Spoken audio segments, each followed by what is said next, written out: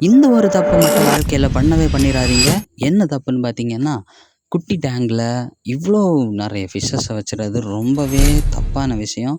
So சென்னையில போயிருந்தோம். அங்க பார்த்தீங்கன்னா, ஒரு வீட்ல 6 கோல்டு ஃபிஷ் அப்புறம் ஒரு விடோ வந்து பார்த்தீங்கன்னா, இந்த குட்டி டேங்க்ல வச்சிருந்தாங்க. கிட்டத்தட்ட இந்த டேங்க் பார்த்தீங்கன்னா, 1 ஃபீட்டு லென்த்து அப்புறம் விட்த் பார்த்தீங்கன்னா, 1/2 ஃபீட் தான் இருந்து.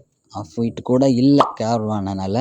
ஸோ இது ஒரு ரொம்பவே கஷ்டமான ஒரு ஃபிஷ்ஷுக்கு ஒரு விஷயமாக்கும். ஸோ இந்த டேங்க்ல பார்த்தீங்கன்னா, ஒரு பீட்டா விடலாம். ஸோ ஒரு பீட்டா விடலாம். அப்புறம் இந்த டேங்கோட ஸ்பெசிஃபிகேஷன் பார்த்துக்கோங்க. டாப் ஃபில்டர் இருக்கு. அப்புறம் பார்த்தீங்கன்னா, ஒரு லைட் இருக்கு.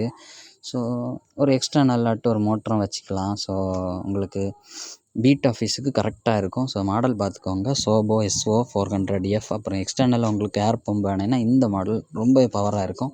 அப்புறம் பார்த்தீங்கன்னா, மோட்ஸ் லைட்டோட மோட்ஸில வந்து பார்த்தீங்கன்னா, ஒரு 3, 4 மோட்ஸ் இருக்கு. ஸோ இத மாரி இன்ட்ரஸ்டிங்கான வீடியோஸ்க்கு வந்து சப்ஸ்கிரைப் பண்ணி வச்சுக்கோங்க. இதே மாரி இன்னும் நெறைய வீடியோஸ்ல சந்திக்கிறேன். பாய்.